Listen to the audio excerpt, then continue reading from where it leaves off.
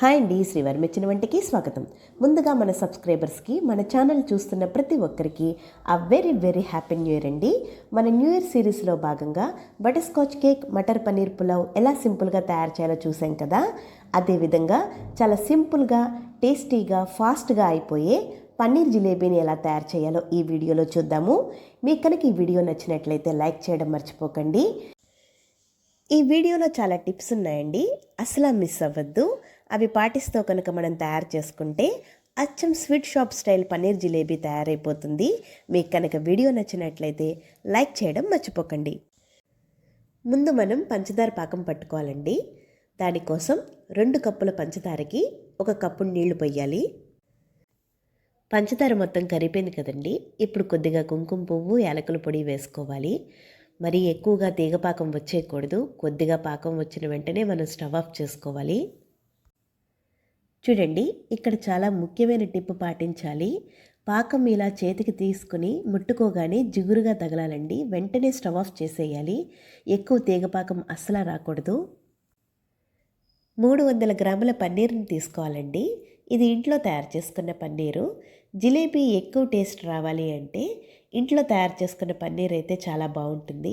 మీకు వీలు కాకపోతే బయట దొరికే పన్నీర్తో అయినా తయారు చేసుకోవచ్చు. చూడండి, ఇలా మిక్సీ పట్టుకున్నాక 1/4 కప్ కార్న్ఫ్లోర్ వేసుకోవాలి. 2 టేబుల్ స్పూన్ మైదా వేసుకోవాలి. 1/4 టీ స్పూన్ బేకింగ్ పౌడర్ వేసుకోవాలి. ఈ 3 వేసుకుని కొద్దిగా నీళ్లు పోస్తూ మిక్సీ పట్టుకోవాలి. ఇంత మెత్తగా మిక్సీ పట్టుకున్నాం కదా.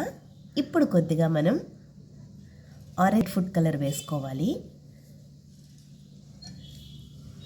ఇది ఆప్షనల్ అండి.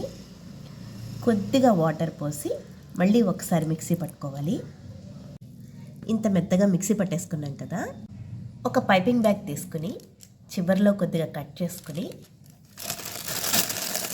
ఈ కవర్లోకి మనం మిక్సీ పట్టుకున్న పన్నీర్ పేస్ట్ని వేసుకోవాలండి.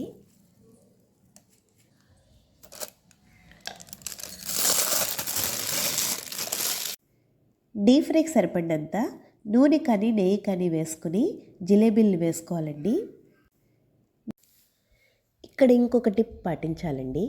ఆయిల్ కొద్దిగా వేడెక్కిన వెంటనే జిలేబీలు వేసేసుకోవాలి. అస్సలు ఎక్కువగా హీట్ అవ్వకూడదు. లో ఫ్లేమ్లో మాత్రమే వేయించుకోవాలి. ఇలా వేగిన వెంటనే తీసేసి పంచదార పాకంలో వేసేసుకోవాలి. బాగా వేగిన జిలేబీల్ని పాకంలో వేసేసుకుని 2 నుంచి 3 నిమిషాలు మాత్రమే ఉంచాలండి. ఎక్కువసేపు ఉంచకూడదు.